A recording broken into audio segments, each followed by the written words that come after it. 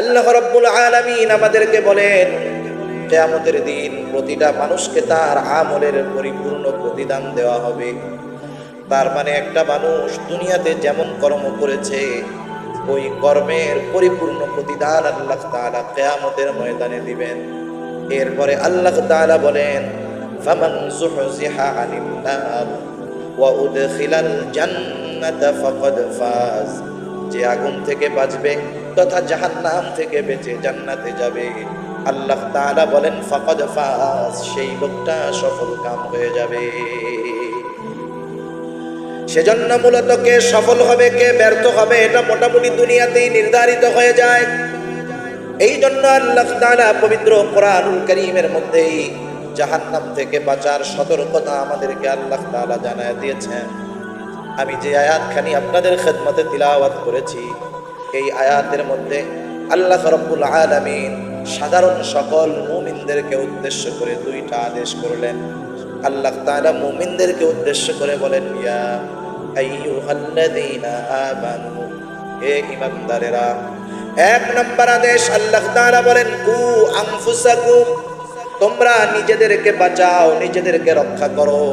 ওয়া আহলিকুম, তোমাদের অধীনস্থ যারা তাদেরকে বাঁচাও, তাদেরকে রক্ষা করো। কিসের থেকে? আল্লাহ তাআলা বলেন নারা, জাহান্নাম থেকে। তুমি নিজেকে বাঁচাও, তোমার অধীনস্থদেরকেও বাঁচাও।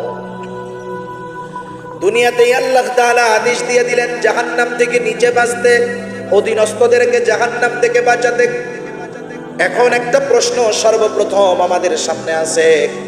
হযরতে ওমর রাদিয়াল্লাহু তাআলা আনহু এই আয়াতটা যখন নাজিল হয়, উনি জিজ্ঞাসা করলেন, ইয়া রাসূলুল্লাহ, নিজেরা নিজেদেরকে জাহান্নাম থেকে বাঁচাবো বুঝতে পারলাম, কিন্তু অধীনস্থদেরকে কেমন করে জাহান্নাম থেকে বাঁচাবো? দুনিয়াতে কোনো মানুষের এমন ক্ষমতা নাই যে সে অন্য কাউকে জাহান্নাম থেকে বাঁচাতে পারে।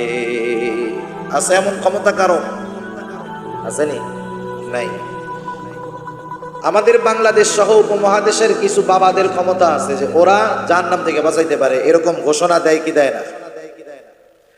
দুনিয়াতে কোনো মানুষ যদি অপর মানুষকে জাহান্নাম থেকে বাঁচানোর গ্যারান্টি দিতে পারতো, দুনিয়াতে কোনো মানুষ যদি অপর মানুষকে হেদায়েত নসিব করাইতে পারতো, হেদায়েত প্রদান করাইতে পারতো, সর্বপ্রথম যেই মানুষটা এই ক্ষমতার অধিকারী হতেন তিনি হতেন মুহাম্মাদুর রাসূলুল্লাহ সাল্লাল্লাহু আলাইহি ওয়াসাল্লাম। কিন্তু আল্লাহর নবীর ব্যাপারে আল্লাহ তাআলা কি বললেন? যখন রাসূল আকরাম সাল্লাল্লাহু আলাইহি ওয়াসাল্লামের চাচা আবু তালেব রাসূলুল্লাহ সাল্লাল্লাহু আলাইহি ওয়াসাল্লাম কি কত স্নেহ করতেন, কত মায়া করতেন, কত ভালোবাসতেন। ঐতিহাসিকগণ বলেন আবু তালেব নিজের সন্তান আলী রাদিয়াল্লাহু তাআলা আনহুর চাইতে আমার আপনার নবীকে বেশি বেশি ভালোবাসতেন। কত মহব্বত, কত মায়া। সিরাতের কিতাবের মধ্যে আসছে, যখন রাসূলুল্লাহ সাল্লাল্লাহু আলাইহি ওয়াসাল্লাম মানুষের মধ্যে দ্বীনের দাওয়াত দেওয়া শুরু করলেন, তাওহীদের দিকে আহ্বান করলেন, আল্লাহর একত্ববাদের দিকে মানুষকে ডাকা শুরু করলেন, নিজের রিসালাতের খবর মানুষের কাছে পৌঁছায়া দিলেন। যদি তাওহীদ রিসালাতকে অস্বীকার করা হয় পরকালে কি পরিণতি হবে মানুষের কাছে জানায়া দিলেন। আর যারা আল্লাহর একত্ববাদ তাওহীদ রিসালাতকে মেনে নিবে পরকালে তাদের জন্য কি পুরস্কার আল্লাহর নবী মানুষের কাছে জানায়া দিচ্ছেন। একেবারে অল্প সংখ্যক মানুষ আল্লাহর নবীর দাওয়াত গ্রহণ করে ঈমান আনতেছে। কাফেরদের চোখে এই বিষয়টা কিন্তু ভালো লাগে নাই। এবার আবু জেহেল, উতবা, সাইবা মিলে আবু তালেবের কাছে চলে আসছে। বৃদ্ধ আবু তালেব আসার পরে বলে, ও আবু তালেব, আপনি তো আমাদের একজন সম্মানিত ব্যক্তি, আপনি নেতৃত্ব স্থানীয় একজন লোক। আপনার ভাতিজা কি কাজ শুরু করেছে তাকায় দেখেন। আপনার ভাতিজার কারণে আজকে ভাই ভাইতে দ্বন্দ্ব শুরু হয়ে গেছে। আপনার ভাতিজার কারণে আজকে মায়ের সাথে মেয়ের সম্পর্ক নাই। আপনার ভাতিজার কারণে বাবার সাথে ছেলের সম্পর্ক নাই। ও আবু তালেব, আপনি আপনার ভাতিজাকে থামান। আপনি যদি আপনার ভাতিজাকে না থামান আমরা কিন্তু আপনার ভাতিজার বিরুদ্ধে কঠোর অবস্থান গ্রহণ করব। আবু জেহেল, উতবা, সাইবা আল্লাহর নবীর কাছে কথাগুলা বলে চলে গেল। আবু তালেব সেই দিন আবু জেহেল, উতবা, সাইবারে বুঝ দিয়া পাঠায় দিল। আল্লাহর নবী তার কাজ যথাযথভাবে আঞ্জাম দিয়ে যাচ্ছেন। দিন যায়, রাসূল আকরাম সাল্লাল্লাহু আলাইহি ওয়াসাল্লামের কাজের পরিধি বাড়ে, দাওয়াতের পরিধি বাড়ে। আবু জেহেল, উতবা, সাইবা বুঝতে পারলো আবু তালেব সে আমাদের এই কথাগুলা হয়তো মুহাম্মাদের কাছে বলে নাই, মুহাম্মাদকে হয়তো বারণ করে নাই। যদি করতো তাহলে তো মুহাম্মদ হয়তো কাজ থেকে বিরত থাকতো। ওরা চিন্তা করলো আমরা তো এক গোত্রের মানুষ গেছি, এই জন্য মনে হয় আবু তালেব কথাটাকে গুরুত্ব দেয় নাই। এইবার মক্কার আশেপাশে যত গোত্র আছে সব গোত্রের সরদারদেরকে নিয়ে আবু জেহেল, উতবা, সাইবা আবু তালেবের বাড়িতে উপস্থিত। এইবার আবু জেহেল বলতেছে, ও আবু তালেব, আপনি হয়তো আপনার ভাতিজাকে মানা করেন নাই, আজকে আর আমি একা আসি নাই, 2-3 জন আসি নাই, আমাদের মক্কার আশেপাশের সব গোত্রের নেতাদেরকে নিয়ে আপনার কাছে এসেছি। আজকে আপনার কাছে বলে যাই, আপনি যদি আপনার ভাতিজাকে তার কাছ থেকে বিরত না করেন, আমরা কিন্তু সব গোত্রের মানুষ এই ব্যাপারে ঐক্যবদ্ধ হয়েছি যে আমরা আপনার ভাতিজার কাজটাকে থামায়া দিব। আগের দিন আসছিল আবু জেহেল, উতবা, সাইবা 2-3 জন, এবার সব গোত্রের নেতারা একত্রে যখন আসছে, আবু তালেব চিন্তিত হয়ে গেছে, ভীত হয়ে গেছে। ওরা চলে গেল। আবু তালেব গভীর রাত পায়চারি করতেছে। রাসূল আকরাম সাল্লাল্লাহু আলাইহি ওয়াসাল্লাম গভীর রাতে দাওয়াতি কাজ শেষে বাড়িতে ফিরলেন। আবু তালেব চিন্তিত, বৃদ্ধ আবু তালেব, চোখের মধ্যে কোনো ঘুম নাই। এইবার নবীজি যখন বাড়িতে ফিরলেন, আবু তালেব ভাতিজাকে ডাক দিচ্ছে, ও মুহাম্মদ এদিকে আসো। নবীজি চাচার ডাকে চাচার কাছে এসে দাঁড়াইলেন। আবু তালেব বলতেছে, ও মুহাম্মদ, তুমি কি কাজ শুরু করছো? একটু কি বিরত হওয়া যায় না? আরবের সব গোত্রের মানুষেরা তোমার বিরুদ্ধে চলে গেছে, তারা আমার কাছে এসে বলেছে তুমি যদি তোমার কাছ থেকে বিরত না হও, তারা কিন্তু ঐক্যবদ্ধভাবে তোমার বিরুদ্ধে কঠোর ব্যবস্থা গ্রহণ করবে। আমি তো তোমার জীবনের আশঙ্কা করতেছি, তারা তো সবাই এক হয়ে গেছে, আমি তো একটা বিপদের আভাস পাইতেছি। স্বাভাবিক কি, দুনিয়ার মধ্যে কোনো ছেলে যদি ভালো কাজ করতে যায়, কারো সন্তান যদি ভালো কাজ করতে যায়, আর এই ভালো কাজের যদি বড় বাধা আসে, মা বাবা চিন্তিত হয়ে মোহব্বতের সাথে ওই সন্তানকে বলে, বাজান এই কাজ তোমার করার দরকার নাই, ভালো কাজ করার বহুত লোক আছে, তুমি থামো, তোমার এই কাজের কারণে হয়তো তোমার উপরে কোনো জুলুম অত্যাচার আসতে পারে, বলে কি বলে না? মোহব্বতের কারণে মা বাবা বিপদের আশঙ্কা থাকলে অনেক সময় ভালো কাজ থেকেও বারণ করে। আবু তালেব জানে যে আমার ভাতিজা যা করতেছে ভালো কাজ, কিন্তু বড় বিপদের আশঙ্কা। এই চিন্তায় আল্লাহর নবীকে বলতেছে, ও মুহাম্মদ, আমি তো তোমার ব্যাপারে বড় বিপদের আশঙ্কা করতেছি, তুমি একটা কাজ করো মুহাম্মদ, এই কাজ থেকে তুমি একটু বিরত থাকো। আল্লাহর নবী বুঝতে পারলেন চাচা বড় চিন্তিত এবং আমার ব্যাপারে ভীত। এইবার চাচার কথা শেষ হয়ে গেল। এইবার চাচাকে আপনার নবী বলতেছেন, চাচা আমি বুঝতে পেরেছি আপনি তাদের কথায় ভয় পেয়ে গেছেন, কিন্তু চাচা আপনি শুনে রাখেন, আরবের সব গোত্রের মানুষ কেন, গোটা পৃথিবীর মানুষ যদি আমার বিরুদ্ধে চলে যায়, আল্লাহ তাআলা আমাকে যেই দায়িত্ব দিয়েছেন, এই দায়িত্ব পালনে আমি বিন্দু পরিমাণ পেছনের দিকে আসব না। সারা আরব কেন, সারা দুনিয়ার মানুষ আমার বিরুদ্ধে চলে যায়, আমি এই কাজ থেকে বিরত হব না, আমি এই কাজ থেকে ফিরে আসব না, আমার জীবন চলে যায় যা। আবু তালেব রাসূল আকরাম সাল্লাল্লাহু আলাইহি ওয়াসাল্লামের কথা বুঝতে পারলেন, আমার ভাতিজা পিছু হটবে না, পিছনে ফিরবে না। আল্লাহর নবীর কথা তার অন্তরের মধ্যে পৌঁছায় গেল। বুঝতে পারলেন আমার ভাতিজা তার দায়িত্ব পালন করবেই। যদি বিষয়টা এমন হয়, আপনার সন্তান একটা ভালো কাজ করবে, আপনি মানা করলেন যে বাবা কাজটা করো না, বিপদ আছে, কিন্তু আপনার ছেলে দৃঢ় প্রতিজ্ঞাবদ্ধ, আপনাকে বলতেছে মা, আপনাকে বলে বাবা, আমার জীবন চলে যায় যাক, তবুও আমি এই ভালো কাজটা করবই করব। তাহলে একজন বাবা হিসাবে আপনি যদি দেখেন আপনার সন্তান এমন দৃঢ় প্রত্যয়, আপনি চিন্তা করবেন আমার ছেলে ভালো কাজ করার জন্য রওনা হলো, আমি বাবা হিসাবে অবশ্যই তাকে সমর্থন এবং সাপোর্ট দেওয়ার দরকার। আপনি আপনার ছেলের দৃঢ়তার কাছে, প্রতিজ্ঞার কাছে হার মেনে তাকে সমর্থন দিবেন, ঠিক না? তখন বলবেন, বাজান যাও তুমি এই কাজ করো, আমি তোমার সাথে আছি, বিপদ আপদ যা হোক আমি আছি তোমার সাথে, তোমার কোনো চিন্তা নাই, তুমি ভালো কাজটা করো। আবু তালেব যদিও কাফের, কিন্তু আবু তালেব বুঝতে পারলো আমার ভাতিজা যেই কাজ করতেছে এই কাজ থেকে সে বিন্দু পরিমাণ পেছনে ফিরবে না।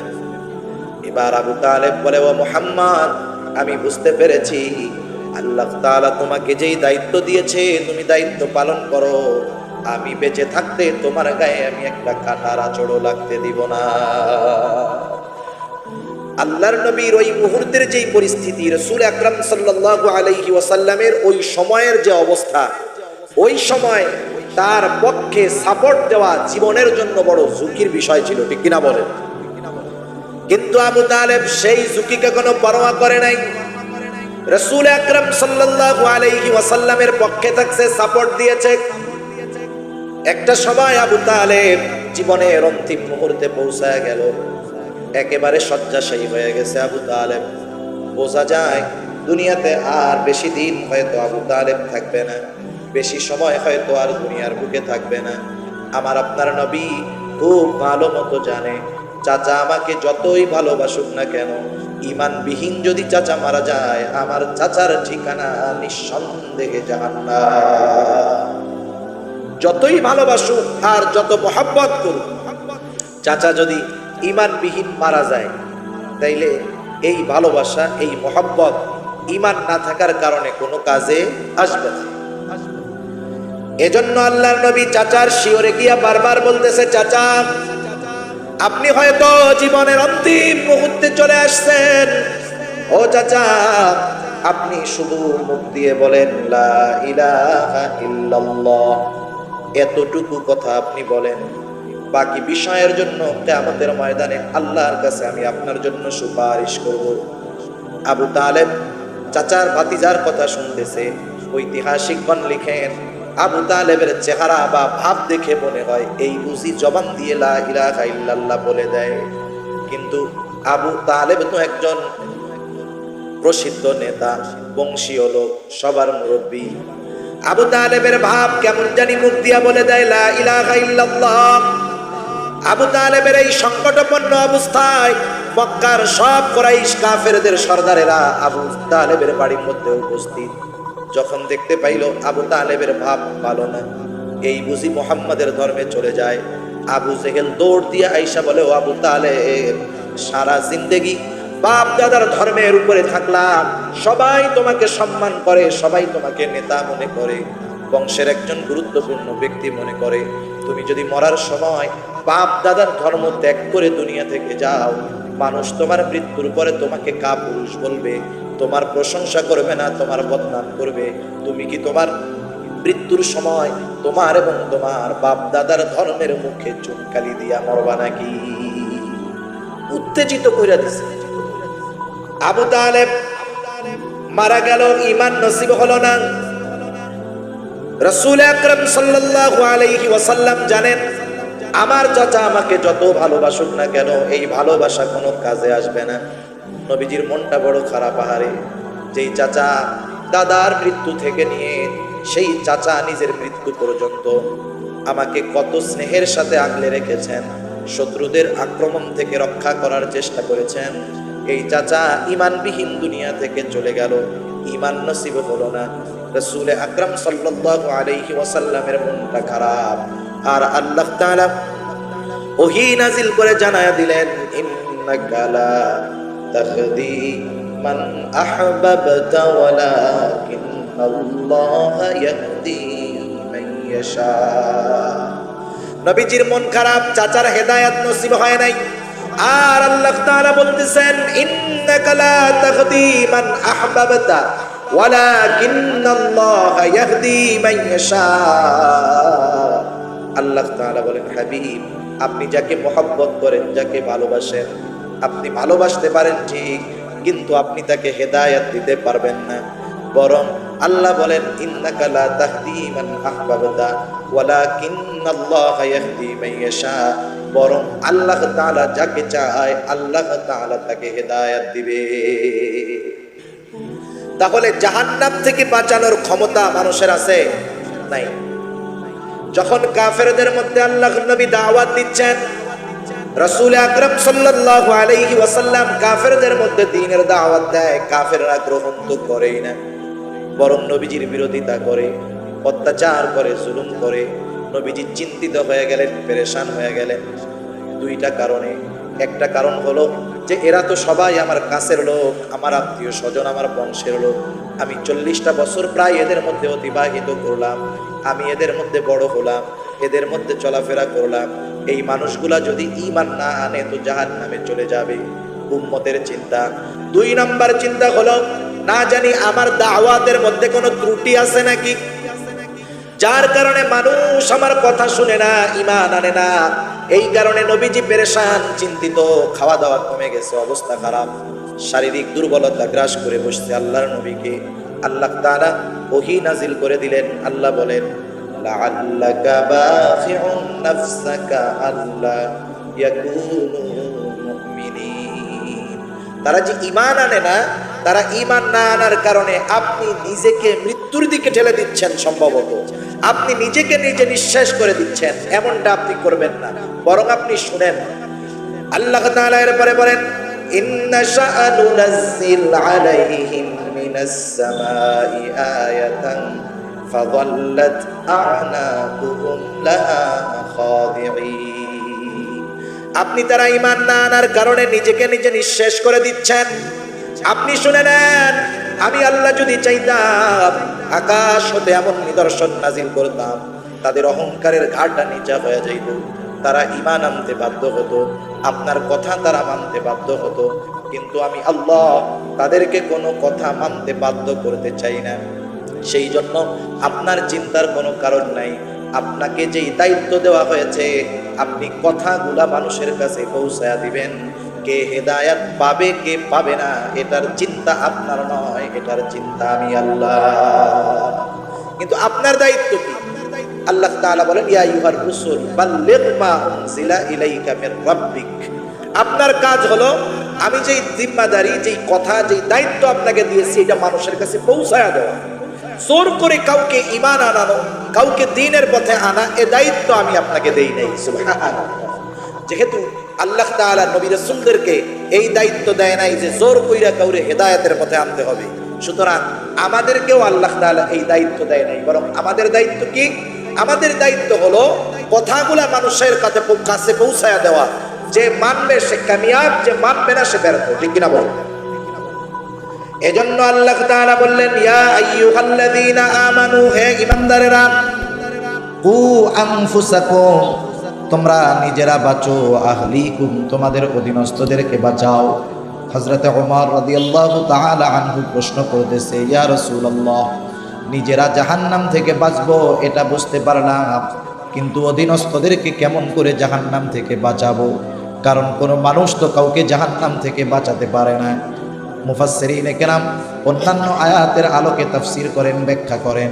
এই আয়াতটার শাব্দিক অনুবাদটা হবে এইরকম, হে মুমিনেরা, তোমরা নিজেরা নিজেদেরকে জাহান্নামের আগুন থেকে বাঁচাও এবং তোমার অধীনস্থদেরকে জাহান্নামের আগুন থেকে বাঁচানোর চেষ্টা করো। তাহলে আমরা চেষ্টা করতে পারি, কিন্তু জাহান্নাম থেকে বাঁচাতে পারি। চেষ্টা কিভাবে করব? শরীয়ত অধীনস্থদের ব্যাপারে যেই দায়িত্ব আমাদেরকে দিয়েছেন, এই দায়িত্ব পালনের মাধ্যমে আমরা আমাদের অধীনস্থদেরকে জাহান্নাম থেকে বাঁচানোর চেষ্টা করতে পারি। কারণ আল্লাহ তাআলা দেখবেন কে কেমন চেষ্টা করলো। যার চেষ্টার মধ্যে কোনো ত্রুটি নাই, সে তার জিম্মাদারি পালন করেছে বলে ধরা হবে। আর যেই মানুষটা চেষ্টা করে নাই, ওই মানুষটা দায়িত্ব পালন করে নাই বলে গণ্য হবে। তাহলে বলেন, মুমিনদেরকে কয়টা আদেশ করছে এই আয়াতে? দুইটা। কয়টা? দুইটা আদেশ। ইকো কুমার, এই ইকোটা একটু কুমার মনিটরে। দুইটা আদেশ করেছে। কয়টা আদেশ? কথা বলেন না, আপনারা কথা বলতে পারেন না। কয়টা? দুইটা। এক নাম্বার, আল্লাহ তাআলা বললেন নিজেকে জাহান্নামের আগুন থেকে বাঁচাও। কিভাবে বাঁচাবো? নিজেকে জাহান্নাম থেকে, জাহান্নামের আগুন থেকে বাঁচানোর পদ্ধতি হলো আল্লাহ তাআলার আদেশ নিষেধ মান্য করার মাধ্যমে। আল্লাহ তাআলা যেটা আদেশ করেছেন সেটা করার মাধ্যমে, আল্লাহ তাআলা যেটা নিষেধ করেছেন সেই নিষেধ সমূহ থেকে নিজেকে বেঁচে থাকানোর মাধ্যমে। আদেশ মান্য করব, নিষেধ থেকে বিরত থাকব। আর আমার অধীনস্থ যারা আছে এদেরকেও আল্লাহর আদেশ মান্য করতে তাকিদ দিব, আদেশ দিব। আর যেই বিষয়গুলা আল্লাহ তাআলা নিষেধ করেছেন সেগুলা থেকে বিরত থাকার জন্য তাদেরকে নির্দেশ দিব। এই দুইটা বিষয় যদি ঠিক থাকে, পরকালে অধীনস্থদের কারণে আমাদেরকে জাহান্নামে যেতে হবে না। কারণ আমরা যদি মনে করি নিজের বাঁচা নিজে বাঁচি, এটা বড় ভুল হবে। আমরা যদি মনে করি আমি আমার আমল করলাম, আমার কবরে আমি যাব, তার কবরে সে যাবে, এটা কিন্তু যথেষ্ট নয়। কারণ অধীনস্থদেরকে জাহান্নামের আগুন থেকে বাঁচানোর চেষ্টা করা, এটা কিন্তু আমার কাছে আমার অধীনস্থদের একটা হক। আর এই হকটা হলো বান্দার হক। সাধারণত হক হলো দুই প্রকার, একটা হলো আল্লাহর হক আর একটা হলো বান্দার হক। আল্লাহ তাআলার হক কি? আল্লাহ রাব্বুল আলামিনের হক হলো ওয়া'বুদুল্লাহ ওয়া লা তুশরিকু বিহি শাইআ। আল্লাহর হক হলো তার ইবাদত করা, তার সাথে কারো শিরক না করা, কারো অংশীদার সমকক্ষ তার সাথে দাঁড় না করা। হযরত আনাস রাদিয়াল্লাহু তাআলা আনহু এই কথা বলেন, আল্লাহর হক হলো আল্লাহর ইবাদত করা, তার সাথে শিরক না করা, শরীক না করা। আর বান্দার হক কি? বান্দার হক এটা বড় ব্যাপক। কিয়ামতের ময়দানে আল্লাহ তাআলা চাইলে তার হক যে নষ্ট করেছে, আল্লাহ চাইলে তাকে মাফ করে দিতে পারে।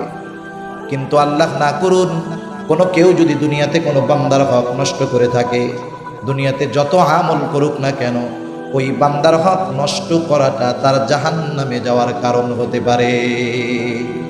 কারণ আল্লাহ তাআলা যেমন মহান, তার ক্ষমা কত মহান। শুধু তাই না, হাদিস কুদসির ভিতরে আল্লাহ তাআলা বলেন, সাবাকাত রাহমাতি আলা গযবি, আমার দয়া, আমার রহমত আমার গজবকে অতিক্রম করে গেছে। সুবহানাল্লাহ। সেজন্য আল্লাহর ক্ষমা, আল্লাহর রহমত, আল্লাহর দয়া হলো অসীম। এখন আল্লাহ চাইলে আমাদের পাপগুলা, যেগুলো আল্লাহর হক আমরা নষ্ট করেছি, ওগুলো আল্লাহ চাইলে মাফ করে দিতে পারে। কিন্তু বান্দার হকের বিষয়টা জটিল। কারণ মানুষের অন্তর বড় সংকীর্ণ। দুনিয়ার মধ্যেই যখন কেউ ফেসে যায়, মৃত্যুর অবস্থা হয়ে যায়, সে চিন্তা করে নিজের কাছের লোককে মাইরা হইলেও নিজে বাঁচার জন্য। ঠিক কিনা বলেন? আমরা আমাদের অন্তরটা বড় সংকীর্ণ, এই জন্য মানুষের ক্ষমার গুণটাও কিন্তু বড় সংকীর্ণ। কিয়ামতের ময়দানে যদি কোনো মানুষ এমন অবস্থায় ঠেকে যায়, আর সে যদি কারো কাছে কোনো হক প্রাপ্য হয়, সে কিন্তু মাফ করবে না। কারণ কিয়ামতের চরিত্র, কিয়ামতের অবস্থা, কিয়ামতের চিত্র আর দুনিয়ার চিত্র কিন্তু এক না। কিয়ামতের দিন আপনজনের পরিচয় কিন্তু দিবে না। আল্লাহ তাআলা সামান্য একটা চিত্র আমাদের সামনে তুলে ধরে আল্লাহ বলেন, ইয়াউমা ইয়াফিরুল মারউ মিন আখিহি ওয়া উম্মিহি ওয়া আবিহি ওয়া সাহিবাতিহি ওয়া বানিহি লিকুল্লি ইমরিইম মিনহুম ইয়াউমাইযিন শা'নুন ইউগনি। সেই দিন ভাই ভাইয়ের থেকে পলায়ন করবে। দুনিয়ার মধ্যে কত ভাই আছে, সেই দিন আপন ভাইয়ের থেকে পলায়ন করবে। সন্তান মা বাবার থেকে পলায়ন করবে, মা বাবা সন্তানের থেকে পলায়ন করবে। স্ত্রী সন্তানের জন্য কত মায়া, কত মহব্বত, কত ভালোবাসা, কত পরিশ্রম। কিয়ামতের দিন স্ত্রী সন্তান মানুষের থেকে পালায়া থাকবে, সেও আবার স্ত্রী সন্তানের থেকে পালায়া থাকবে। প্রত্যেকটা মানুষ শুধু নিজের চিন্তা করবে, আর এই চিন্তা করবে না জানি কোনো পরিচিত আত্মীয় স্বজনের সাথে দেখা হয়ে যায়, আর সে আমার কাছে না জানি কোনো নেকি চেয়ে বসে। সবাই সবার থেকে লুকায়া থাকার চেষ্টা করবে সেদিন। শুধু তাই না, এক ব্যক্তি আল্লাহ তাআলার সামনে তার গোনা এবং সওয়াব ওজন করা হবে, দেখা যাবে দুটাই সমান। আল্লাহ তাআলা তাকে বলবে, যাও, একটা মাত্র নেকি যদি হয় তুমি নাজাত পেয়ে যাবা, তুমি জান্নাতে চলে যাবা। লোকটা চিন্তা করবে, একটা নেকি কোনো ব্যাপার নাকি?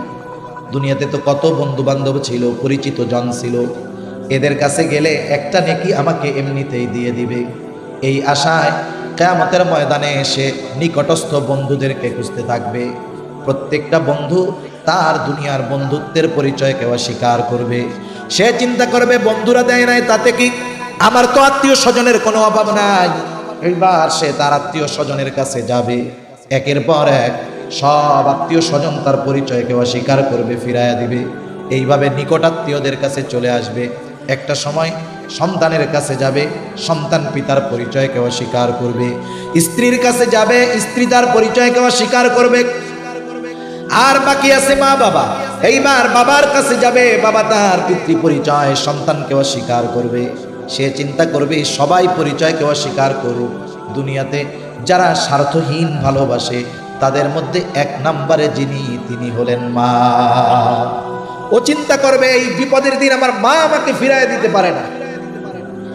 এই চিন্তা করে মার কাছে যাবে, যায় বলবে, ও মা, আমি তো আপনার সেই সন্তান, 10 মাস যেই সন্তানকে আপনি গর্ভে ধারণ করেছেন, 2টা বছর দুধ পান করাইছেন, সন্তানের কষ্টে আপনি কষ্ট পেয়েছেন, আপনার সন্তানের আনন্দে দুনিয়ায় আনন্দিত হয়েছেন। বিপদ আমার, কিন্তু কষ্ট পেয়েছেন আপনি, পেরেশান হয়েছেন আপনি। আপনার সেই কলিজার টুকরা সন্তান আজকে মাত্র একটা নেকির কারণে জান্নাতে যেতে পারে না। আপনি মা একটা নেকি দিয়ে আমার একটু সাহায্য করেন, যাতে করে আপনার কলিজার টুকরা সন্তান জাহান্নাম থেকে বেঁচে জান্নাতে যেতে পারে।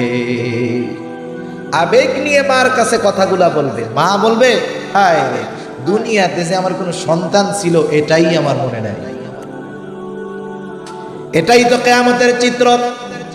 যেই পরিবার পরিজন অধীনস্থদের জন্য রক্তকে পানি বানায়া প্রবাসে ভাই কষ্ট করে, দুনিয়ার মধ্যে মানুষ কষ্ট করে, সারাদিন দোকানদারি করে, সিএনজি চালায়, অটো চালায়, রিক্সা চালায়, জমিনে কাজ করে, নিজের জন্য না, করে নিজের অধীনস্থদের জন্য। ঠিক কিনা বলে? কিয়ামতের দিন এরা কেমন আচরণ করবে আল্লাহ তাআলা জানায়া দিল। সেই জন্য ওই দিন ওই কঠিন পরিস্থিতির সম্মুখীন হওয়ার আগে দুনিয়াতে আল্লাহর হক এবং বান্দার হক যথাযথভাবে আদায় করার দরকার। কারণ নবীজি বলেন, কিয়ামতের দিন আল্লাহ তাআলা বাদী বিবাদীর মধ্যে ফয়সালা করে দিবে। সেই দিন ন্যায় বিচার প্রতিষ্ঠা হবে। দুনিয়াতে তোমরা যদি কাউকে কথার দ্বারা একটা কষ্ট দিয়ে থাকো, জবানের দ্বারা যদি কাউকে কষ্ট দিয়ে থাকো, সেই দিনটা আসার আগে তার কাছে মাফ চায় নাও। কারণ দুনিয়াতে যদি কথার দ্বারা কষ্ট দিয়ে তার হক নষ্ট করো, কিয়ামতের দিন এই হকটা তোমাকে নেকির দ্বারা আদায় করতে হবে। সেজন্য বান্দার হক বড় জটিল এক জিনিস। কিয়ামতের দিন একজন মানুষ আল্লাহর কাছে বলবে, আল্লাহ, আপনি দুনিয়ার সব মানুষকে জাহান্নামে দিয়া হলেও আপনি আমারে মাফ করে দেন। প্রত্যেকটা মানুষ বাঁচার জন্য এত চেষ্টা করবে। সেই কঠিন মুসিবতের কথা এক হাদিসের মধ্যে আল্লাহর নবী বলেন, সাহাবাদের মজলিসে আল্লাহর নবী বলতেছেন, ও আমার সাহাবারা, বলো তো কিয়ামতের দিন সবচাইতে নিঃস্ব ব্যক্তিটাকে? সাহাবারা বলল, আল্লাহ এবং তার রাসূল ভালো জানে। আল্লাহর নবী বললেন, শোনো, কিয়ামতের ময়দানে একটা মানুষ পাহাড় পরিমাণ নেক নিয়ে আল্লাহর সামনে উপস্থিত হবে। এত পরিমাণ নেকি, এত পরিমাণ সওয়াব, এটা দেখে ওই লোকটা চিন্তা করবে, আজকে আমার জান্নাতে যাওয়া কে ঠেকায়? জান্নাতে যাওয়া কেউ ঠেকাতে পারবে না। কিন্তু নেকি যত হোক, আল্লাহর অনুমতি ছাড়া তো জান্নাতে যাওয়া যাবে না। এইবার আল্লাহ তাআলা ওই ব্যক্তিকে অনুমতি দেওয়ার পূর্বে ওই ব্যক্তির ব্যাপারে আল্লাহ রাব্বুল আলামিনের কাছে কয়েক আল্লাহর বান্দা অভিযোগ দায়ের করবে। আল্লাহর কাছে গিয়ে বলবে, আল্লাহ, এই যে পাহাড় পরিমাণ নেকের মালিক আজকে পাহাড় পরিমাণ নেক নিয়ে জান্নাতে যাওয়ার জন্য অপেক্ষমান, আয় আল্লাহ, আপনি এই ব্যক্তিকে জান্নাতে যাওয়ার আদেশ দেওয়ার পূর্বে এই লোকটার ব্যাপারে আপনার কাছে আমার কিছু অভিযোগ আছে। দুনিয়াতে ওই লোকটার ক্ষমতা ছিল, প্রভাব ছিল, আয় আল্লাহ, দুনিয়াতে আমার লোকবল ছিল না, ধনবল ছিল না, আমি দুর্বল ছিলাম, যার কারণে এই লোকটা দুনিয়াতে আমার উপরে জুলুম করেছিল। আল্লাহ, আমি তো ন্যায় বিচার দুনিয়াতে পাই নাই, আজকে কিয়ামতের দিন আমি কি ন্যায় বিচারটা পাবো না? দুনিয়াতে কি হয়, যে মাজলুম সে যদি বিচারের জন্য যায় তার উপরে আরো জুলুম করা হয়। ঠিক কিনা বলেন? তার উপরে আরো জুলুম হয়, বরং তাকে হুমকি দেওয়া হয়, তাকে থ্রেট দেওয়া হয় যে মামলা করছো, মামলা তোল, নইলে জমি গেছে, এরপরে কিন্তু জান যাবে। আছে না নাই? সেজন্য সাবধান, আমরা মাজলুম হব, কখনো জালেম হব না। কারণ মাজলুমের দোয়া বড় কঠোর দোয়া। দুনিয়াতে আমরা মাজলুম হব, খবরদার জালেম হব না। কারণ আল্লাহর নবী বলেন, ইত্তাকি দাওয়াতাল মাজলুম, তোমরা মাজলুমের বদদোয়াকে ভয় করো, কারণ তার এবং তার এবং আল্লাহর মধ্যে কোনো পর্দা থাকে না। মাজলুম যখন জুলুমের শিকার হয়ে দোয়া করে, আল্লাহ তাআলা সাথে সাথে মাজলুমের দোয়া কবুল করে নেয়। সেজন্য আমরা মাজলুম হব, জালেম হব না। এইবার লোকটা বলবে, আল্লাহ দুনিয়াতে তো আমি মাজলুম ছিলাম, ন্যায় বিচার পাই নাই, আজকেও কি ন্যায় বিচার পাবো না? আল্লাহ তাআলা তো কিয়ামতের দিন ন্যায় বিচারের আদালত কায়েম করবে। আল্লাহ তাআলা বলেন, ওয়ানাযুল মাওয়াজিনাল কিসতা লিয়াউমিল কিয়ামা ফালা তুযলামু নাফসুন শাইআ ওয়া ইন কানা মিসকালা হাববাতিন মিন খারদালিন আতাইনা বিহা ওয়া কাফা বিনা হাসিবিন। আল্লাহ রাব্বুল আলামিন বলেন, ওয়ানাযুল মাওয়াজিনাল কিসতা লিয়াউমিল কিয়ামা, আমি কিয়ামতের দিন ইনসাফের আদালত কায়েম করব। দুনিয়ার আদালত, এখানে ন্যায় বিচার পাওয়া বড় কষ্টের, কিন্তু আল্লাহ বলেন আমার আদালতে কোনো জুলুম হবে না। ফালা তুযলামু নাফসুন শাইআ, আমার আদালতে কোনো জুলুম নাই, কারো উপরে ন্যূনতম জুলুম করা হবে না। বরং কি হবে? আল্লাহ তাআলা বলেন, ওয়া ইন কানা মিসকালা হাববাতিন মিন খারদালিন আতাইনা বিহা, দুনিয়াতে কেউ যদি সরিষা দানা পরিমাণ কোনো আমল করে থাকে, এটা হোক নেক আমল আর বদ আমল, সেই আমল সহ তাকে হাজির করা হবে। শুধু তাই নয়, সে দুনিয়াতে যে আমল করেছে সেই আমলের ব্যাপারে হিসাবও নেওয়া হবে। এত মানুষের হিসাব আল্লাহ কিভাবে নেবেন? আল্লাহ বলেন, কাফা বিনা হাসিবিন। সুবহানাল্লাহ, হিসাব নেওয়ার জন্য আমি আল্লাহই যথেষ্ট। সুবহানাল্লাহ বলেন, এত মানুষের হিসাব আল্লাহ তাআলা দিবেন। এইবার আল্লাহ রাব্বুল আলামিন ওই বাদীর অভিযোগটাকে গ্রহণ করবে। আর আমাদের দেশে কি হয়? অভিযোগকারী যদি দুর্বল হয়, 10 দিন পুলিশের পিছনে ঘুরে মামলাই নেয় না, আছে না নাই? বিচার পাওয়া তো বহুদূর, অভিযোগটাকেই গ্রহণ করে না। কিন্তু আল্লাহ তাআলা সাথে সাথে বাদীর অভিযোগটাকে গ্রহণ করবে এবং এই ব্যাপারে বিবাদীকে জিজ্ঞাসা করবে যে এই যে লোকটা তোমার ব্যাপারে অভিযোগ দায়ের করলো, অভিযোগ সত্য কিনা। দুনিয়ার আদালতে মিথ্যা সাক্ষী পাওয়া যায়, দুনিয়ার আদালতে মিথ্যা বলা যায়, কিন্তু কিয়ামতের দিন বলেন তো মিথ্যা বলার কোনো উপায় আছে নাকি? কিয়ামতের দিন কেউ মিথ্যা বলতে পারবে না। বরং আমি আপনি যে অঙ্গ প্রত্যঙ্গ দিয়ে দুনিয়াতে গুনাহ করি, আল্লাহর কসম, আল্লাহ কোরআনে জানায় দিয়েছেন, আমার হাত, আমার পা, আমার চোখ, আমার কান, আমার চামড়া কিয়ামতের দিন আমার আপনার গুনার বিপক্ষে, আমার আপনার বিপক্ষে আমার গুনার কথাগুলা আল্লাহ তাআলার কাছে বলে দিবে। এদেরকে ঘুষ দিয়া, ভয় দেখায়া মিথ্যা সাক্ষ্য দেওয়ার কোনো সুযোগ নেই। লোকটা তার অভিযোগ স্বীকার করবে, বলবে, হ্যাঁ আল্লাহ, দুনিয়াতে আমি এই লোকটার উপরে জুলুম করেছি। আল্লাহ রাব্বুল আলামিন বলবে, তার হকটা তুমি আদায় করে দাও। এইবার বিবাদী জালেম বলবে, আল্লাহ এ তো দুনিয়া না, দুনিয়া না, দুনিয়া যদি হতো তার হকগুলো আমি দুনিয়া আদায় করে দিতাম। এইবার বাদী বলবে, আল্লাহ ঠিক, এ তো দুনিয়া না, দুনিয়া না, দুনিয়ার মধ্যে সে আমার জমি জোরপূর্বক দখল করেছে। আজকে কিয়ামতের দিন আমার তো জমির প্রয়োজন নাই, আজকে আমার যা প্রয়োজন সেটা তার কাছে আছে। আয় আল্লাহ, আমার জমির হকটা তার নেকির মাধ্যমে আদায় করে দেওয়া হোক। আমার জমি লাগবে না, ওই জমির বদৌলতে আমার নেক আমলটা দিন। যারা যৌবনকালে জুলুম করে, অবৈধভাবে সম্পদ উপার্জন করে, বুড়াকালে দেখবেন এরা বেশি ভালো হয়, ঠিক না? 1000 দানার তসবিহ নিয়া খালি সুবহানাল্লাহ আলহামদুলিল্লাহ বলতে থাকে। এই যে এইগুলা বলে, এতে তো সওয়াব হয়, অবশ্যই কোনো সন্দেহ নেই। নফল ইবাদত করে সওয়াব হয়, কোনো সন্দেহ নেই। কিন্তু এই জালেম বার্ধক্যে যেই সওয়াবগুলা অর্জন করতেছে, আফসোস, যৌবনে মানুষের হক নষ্ট করার কারণে বার্ধক্যে যত সওয়াব উপার্জন করতেছে সব কিয়ামতের ময়দানে ওই মাজলুমদেরকে দিয়ে দিতে হবে। এবার অভিযোগকারী একের পর এক আইসা ওই বেটার ব্যাপারে আল্লাহর কাছে অভিযোগ দায়ের করবে। কারণ যেই মানুষগুলা জুলুম করে, অত্যাচার করে, এরা একজনের উপরে করে না, অনেক জনের উপরে করে।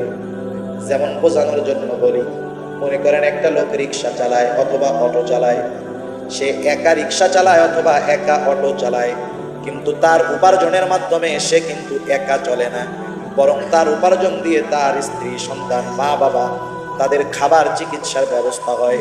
এখন কেউ যদি ওই একজন অটোওয়ালারে জুলুম করে তার অটোটা নষ্ট করে দেয়, রিক্সাটা ভেঙে দেয়, সে কেমন যেন একজনের উপরে জুলুম করে নাই, বরং ওই অটোওয়ালার গোটা পরিবারের উপরে সে জুলুম করে। সেজন্য যারা জালেম তাদের জুলুমের শিকার অনেকেই হয়। আর দুনিয়ার নিয়মটাও এরকম, যখন কোনো জালেম সরকারের গেড়াকলে পড়ে, আইনের গেড়াকলে পড়ে ফেসে যায়, তখন কেঁচো খুঁড়তে গিয়ে সাপ বের হয়, ধরা খায় এক অপরাধে, একের পর এক 100 অপরাধ তার ব্যাপারে যোগ হয়। ঠিক কিনা বলে? কিয়ামতের ময়দানে মানুষেরা যখন দেখবে অমুক জালেম, ওই লোকটা মাজলুম দুনিয়ায় ছিল, ন্যায় বিচার পেয়ে গেল, এইবার একের পর এক তার ব্যাপারে আল্লাহর কাছে অভিযোগ দায়ের করতে থাকবে। আর এই মাজলুমের হক গুলা ওই জালেম নেক দিয়া আদায় করতে থাকবে। একটা সময় মানুষের হক আদায় করতে করতে পাহাড় পরিমাণ নেকি শেষ হয়ে যাবে, কিন্তু অভিযোগকারী এখনো শেষ হয় নাই। আল্লাহ তাআলা বলবে, দাও, তাদের হকগুলো আদায় করে দাও। পাহাড় পরিমাণ নেকের মালিক বলবে, আল্লাহ, মানুষের হক আদায় করতে করতে আমার সব নেকি শেষ হয়ে গেছে, আর একটা নেকি অবশিষ্ট নাই। এইবার ওই বাদীরা বলবে, তারা বলবে, আল্লাহ, নেকি নাই তাতে কি, আমাদের তো গুনাহ রয়েছে, আমাদের গুনাহগুলা নিয়া আমাদেরকে হালকা বানায়া দে। এবার পাহাড় পরিমাণ নেকের মালিক মানুষের হক নষ্ট করার কারণে মানুষের গুনাহ নিয়া নিয়া পাহাড় পরিমাণ গুনার মালিক হয়ে যাবে। আল্লাহর নবী বলেন, কিয়ামতের ময়দানে এই লোকটার চাইতে নিঃস্ব আর কেউ থাকবে না, যে পাহাড় পরিমাণ নেক নিয়ে আল্লাহর দরবারে উঠছে। তার নামাজের অভাব ছিল না, রোজার অভাব ছিল না, যাকাতের অভাব ছিল না, দান সাদকার অভাব ছিল না, হজ উমরার অভাব ছিল না, কিন্তু একটা জিনিস দুনিয়াতে করেছে, বান্দার হক নষ্ট করেছে। যার কারণে এত আমল নিয়ে, সওয়াবের পাহাড় নিয়ে দুনিয়াতে কিয়ামতের ময়দানে উপস্থিত হওয়ার পরেও, হাজির হওয়ার পরেও ওই দুনিয়ার হকদারদের হক আদায় করতে করতে নেকি শেষ, গুনার পাহাড়ের মালিক হয়ে গেছে। সেজন্য বান্দার হক বড় জটিল হক। আমার আপনার অধীনস্থ যারা, তারাও আমাদের কাছে কিন্তু হক পায়। সেজন্য তাদের হকগুলো আদায় করার দরকার। আমার ছেলে আমার কাছে হক পায়, আমার মেয়ে আমার কাছে হক পায়, আমার স্ত্রী আমার কাছে হক পায়, আমার অধীনস্থ যারা তারা আমার কাছে হক পায়। কেউ যদি দুনিয়াতে তাদের হকগুলো আদায় না করে, কিয়ামতের ময়দানে হয়তো ওই লোকটার জাহান্নামে যাওয়ার কারণ হবে তার ছেলে মেয়ে অথবা তার স্ত্রী। অসম্ভবের কোনো কিছু না, এটা সম্ভব। কারণ কিয়ামতে দুনিয়ায় সন্তানের জন্য যত কষ্ট করা হোক, কিয়ামতে সন্তান কি বাবার এই কষ্টের স্বীকৃতি দিবে? সেজন্য সন্তানের হক, এটা বান্দার হকের মধ্যে অন্তর্ভুক্ত। আমাদের দেশে অধিকাংশ জায়গায় যাওয়ার পরে আমাদের কাছে বলা হয়, হুজুর, আমার সন্তানেরা আমার হকগুলো আদায় করে না, আমরা বুড়া হয়ে গেছি, আমাদের ঠিক মতো চিকিৎসার টাকা দেয় না, খরচ দেয় না, একটু মা বাবার হকের ব্যাপারে আলোচনা করেন। তখন আমার বলতে মন চায়, চাচা, আপনার সন্তান আজকে আপনার হক আদায় করে না, আমার তো আপনাকে জিজ্ঞাসা করতে মন চায়, আপনি কি আপনার সন্তানের হকগুলো আদায় করেছেন নাকি? মা বাবার হক সন্তানের উপরে কখন ওয়াজিব হয়? একটা ছোট বাচ্চা, নাবালক, মা বাবার কোনো হক ওর উপরে আছে? ও তো নাবালক, ও কি করবে? বালিগ হওয়ার পরে ওই সন্তানের উপরে মা বাবার হক আদায় করা ওয়াজিব হয়। কিন্তু একটা সন্তান দুনিয়াতে আসার আগে ওই সন্তান মা বাবার কাছে কিছু হক পায়। সুবহানাল্লাহ। তাইলে দেখেন, যারা বিবাহ করে নাই, বিবাহ হবে কি হবে না আল্লাহ জানে, দুনিয়ায় বাঁচবে কি বাঁচবে না আল্লাহ জানে, বিবাহ করার আগেই অনাগত সন্তান আল্লাহ দিবেন কি দিবেন না আল্লাহ ভালো জানে, কিন্তু বিবাহ করার আগেই একটা অবিবাহিত যুবকের কাছে অনাগত সন্তান হক প্রাপ্ত হয়ে আছে। সুবহানাল্লাহ। খলিফাতুল মুসলিমিন হযরত ওমর রাদিয়াল্লাহু তাআলা আনহুর কাছে একদিন একটা লোক আসছে। আসার পরে নিজের সন্তানের ব্যাপারে অভিযোগ দায়ের করতেছে, ও খলিফাতুল মুসলিমিন, আমার সন্তান আমার হক আদায় করে না। হযরত ওমর রাদিয়াল্লাহু তাআলা আনহু বললেন, তোমার ছেলেটারে কি সাথে আনছো নাকি? বলে, না, আনি নাই। বলে, আগামী দিন ছেলে সহ আমার কাছে আসবা। পরের দিন লোকটা তার ছেলে সহ হযরত ওমর রাদিয়াল্লাহু তাআলা আনহুর কাছে হাজির হলেন। এইবার হযরত ওমর রাদিয়াল্লাহু তাআলা আনহু ছেলেটাকে জিজ্ঞাসা করে, কি ব্যাপার, তোমার বাবা তোমার ব্যাপারে যে অভিযোগ দায়ের করলো এটা কতটুকু সত্য, তুমি কি তোমার বাবার হক আদায় করো না? ছেলেটা এবার পাল্টা প্রশ্ন করে বসলো, ও খলিফাতুল মুসলিমিন, হক কি শুধু আমার কাছে আমার মা বাবাই পাবে, আমি কি তাদের কাছে কোনো হক পাবো না? আমি কি তাদের কাছে কোনো হক পাই না? হযরত ওমর রাদিয়াল্লাহু তাআলা আনহু ওই মুহূর্তে তিনটা হকের কথা বলছেন। কয়টা হক? তিনটা হকের কথা বলেছেন, যেগুলা সন্তান মা বাবার কাছে হকগুলা প্রাপ্য। কিন্তু কোরআন হাদিসের আলোকে আরো কিছু হকের কথা পাওয়া যায়, যেই অভিভাবক সন্তানের ব্যাপারে এই হকগুলা আদায় করবে না, আর ওই সন্তান যদি হকগুলা আদায় না করার কারণে জাহান্নামী হয়ে যায়, তাহলে কিয়ামতের ময়দানে কিন্তু ওই সন্তান মা বাবাকে ছেড়ে দিবে না। কি হক? তিনি বললেন, এক নাম্বার হক হলো একটা সন্তান তার বাবার কাছে একজন নেককার মা পায়। একজন নেককার মা একটা সন্তানের হক। বলেন তো, সন্তান আগে নাকি মা আগে? তাহলে বোঝা গেল বিবাহের আগে অনাগত সন্তান একজন অবিবাহিত পুরুষের কাছে একটা হকদার হয়ে আছে, সেটা হলো একজন নেককার মা। কিন্তু আফসোস, আজকের সমাজে আমরা চোখের দেখাটাকে বড় মূল্যায়ন করি, কিন্তু দিনদারিত্বকে আমরা প্রাধান্য দেই না। দেখি সম্পদ কেমন, চেহারা কেমন। এখন বংশ দেখে না, এখন কি দেখে? চেহারা দেখে আর সম্পদ দেখে। আগে মুরব্বীরা বংশ দেখতো, কারণ ওই যে একটা প্রবাদ আছে না, জাতের মেয়ে কালো ভালো, নদীর জল গোলাও ভালো। আগের মুরব্বীরা বংশ দেখে ছেলে বিবাহ দিত, মেয়ে বিবাহ দিত। সম্পদ না থাকুক, দেখতো বংশ আছে কিনা, সাথে সাথে দিনদারিত্ব দেখতো, যে কোরআন পড়তে পারে কিনা, দিনের উপরে চলে কিনা, বাড়িতে পর্দা আছে কিনা। আর এখন মা বাপরে দেখানোর টাইম নাই, নিজে এক জায়গায় মন মতো বিয়ে কইরা পোলাপান একটা নিয়ে আইসা বাড়িতে এসে তো দাদা পার উপরে যায়, ঠিক না? আইসা দাদার পায়ের উপরে ফেলাই দেয় যে এই যে আপনার পুতা নাতি ধরেন। এখন কি করবে? বাধ্য হয়ে মাইনা নাই। আর যদি বংশীয় মেয়ে না হয়, অসভ্য মেয়ে হয়, অনেক সময় সুখের সংসারটাকে জাহান্নাম বানায় ফেলে, আছে না নাই? সেজন্য সর্বপ্রথম বিবাহ করতে হবে দিনদার মেয়ে দেখে। রাসূল আকরাম সাল্লাল্লাহু আলাইহি ওয়াসাল্লাম বলেন, তুনকাহুল মারআতু লিআরবাঈন, লিমালিহা ওয়া লিজামালিহা ওয়া লিহাসাবিহা ওয়া লিদীনিহা ফাযফার বিযাতিদ দীন। নবীজি বলেন, মানুষ চারটা জিনিস দেখে বিবাহ করে। এক নাম্বার দেখে সৌন্দর্য, দুই নাম্বার দেখে সম্পদ, তিন নাম্বার দেখে বংশ, চার নাম্বার দিনদারিত্ব। আল্লাহর নবী বলেন, তোমরা দিনদারিত্বকে প্রাধান্য দাও। যদি বাকি তিনটা নাও থাকে, দিনদারিত্ব থাকে, একটা সময় সংসার সুখের সংসার হবে। আর বাকি তিনটা আছে তবে দিনদারিত্ব নাই, ওই সংসার একটা সময় জাহান্নামের গর্তে পরিণত হয়ে যাবে। কারণ যার ঘরের স্ত্রী অসভ্য, যার স্ত্রী বদ্দিন, সেই লোকটা জানে যে তার ঘরের মধ্যে কেমন অশান্তি, ঠিক কিনা বলে?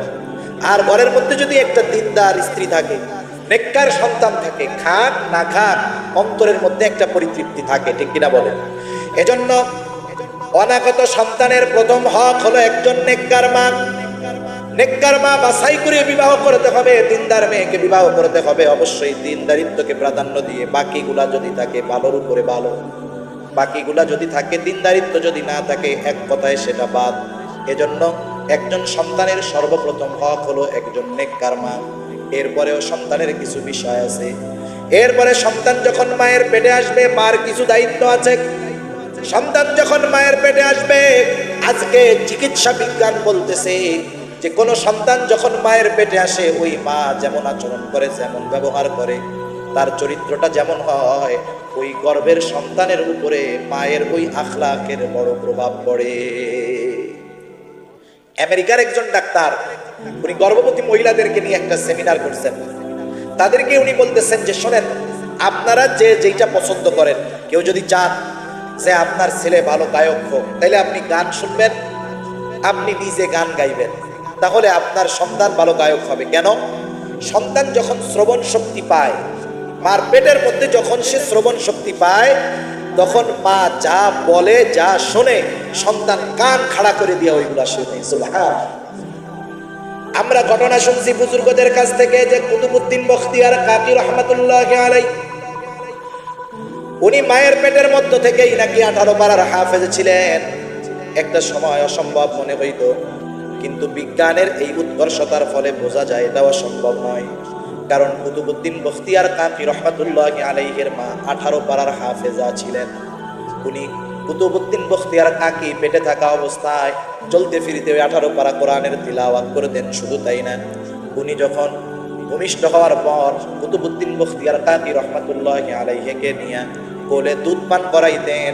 হাট্টিমা টিম টিম ওই দেখা যায় তাল গাছ, এগুলা বলতেন না, কোরআনের তিলাওয়াত করতেন আর কলিজার টুকরা সন্তানকে তিনি দুধ পান করাইতেন। বিজ্ঞান বলে মায়ের পেটে থাকা অবস্থায় বাচ্চা মা যা বলে, মা যা শোনে, সে সেটা শুনতে পায়। কিন্তু আমাদের অবস্থা কি? আমাদের অবস্থা হলো, যখন মায়ের পেটে কোনো সন্তান আসে, অধিকাংশ ফ্যামিলিতে স্বামীকে ফোন দিয়ে বলে, শোনো এখন তো আর নড়াচড়ার কোনো উপায় নাই, কাম কাজ কেমনে করবো, ঘরে বসে থাকতে হয়, তোমার বাড়ির ডিশের লাইনটাও ডিস্টার্ব, একটা কাজ করো, দ্রুত বড় একটা টেলিভিশন আর ডিশের লাইনটা ঠিক করাই দাও, নাইলে আমার এই 10 মাস পোলা পেটের মধ্যে রেখে কেমনে কাটাবো? ঠিক কিনা বলেন?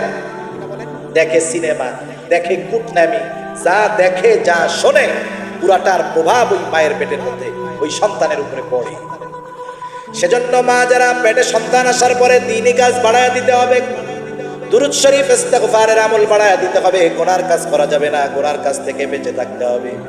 এরপরে সন্তান যখন দুনিয়াতে ভূমিষ্ঠ হবে, সর্বপ্রথম সন্তানের অন্যতম হকের মধ্যে অন্যতম হলো দুনিয়ায় ভূমিষ্ঠ হওয়ার পর দুনিয়ার কোনো আওয়াজ কানে যাওয়ার আগে আল্লাহর একত্ববাদ তাওহীদের আওয়াজ তার কানে পৌঁছায়া দিতে হবে।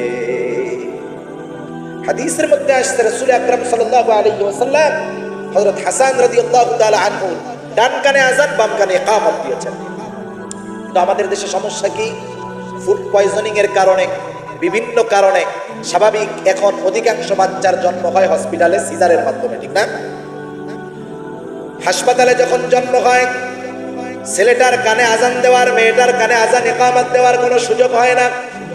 কিন্তু আফসোস, আমার একজন খুব মহব্বতের মানুষ, তিনি থাকেন আমেরিকার মিশিগানে, আমেরিকার মতো একটা জায়গা। উনি বলতেছেন যে হুজুর, আমার জীবনে আমি দেখেছি আমরা মুসলমান শুধু নামে, কিন্তু একজন মুসলমানের কর্মপন্থাকে একটা খ্রিস্টান দেশে কতটা রেসপেক্ট করা হয় অকল্পনীয়।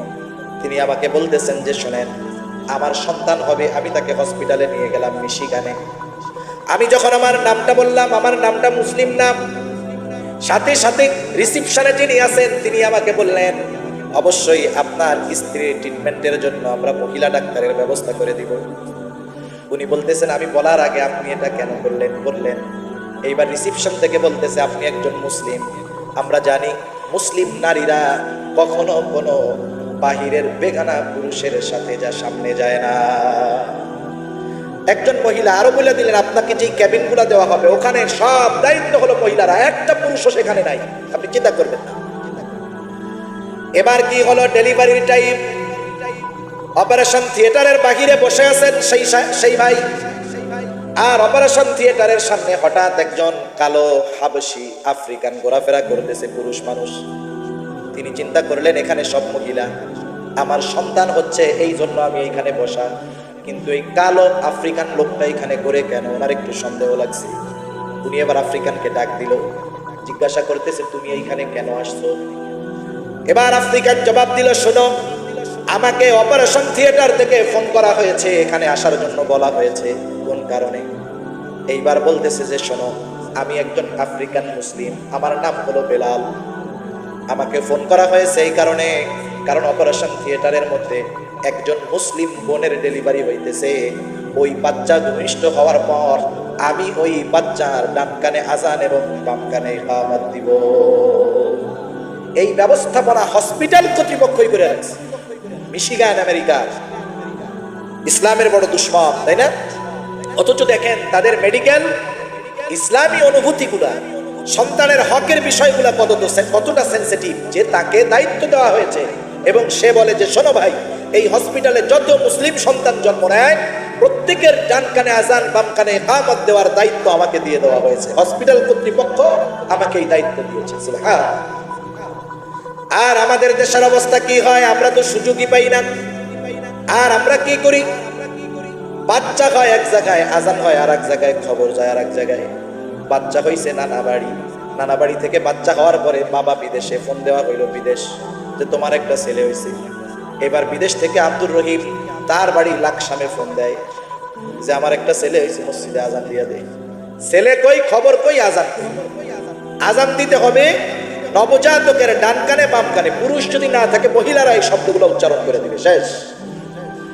এরপরে সপ্তম দিন এই ছেলেটার ভালো একটা নাম রাখবে, মাথার চুলগুলা মুন্ডাবে, চুলগুলা চেঁচে দিবে, যদি বেশি অসুবিধা না হয় একটু দেরি করে কাটবে, কারণ সিজারে যেই বাচ্চাগুলো হয় তাদের মাথার চামড়াটা বেশি নরম থাকে, ব্লেড দিয়ে চাচতে গেলে একটা রিস্ক থাকে, যদি কোনো বিপদ আপদ মুসিবতের আশঙ্কা না থাকে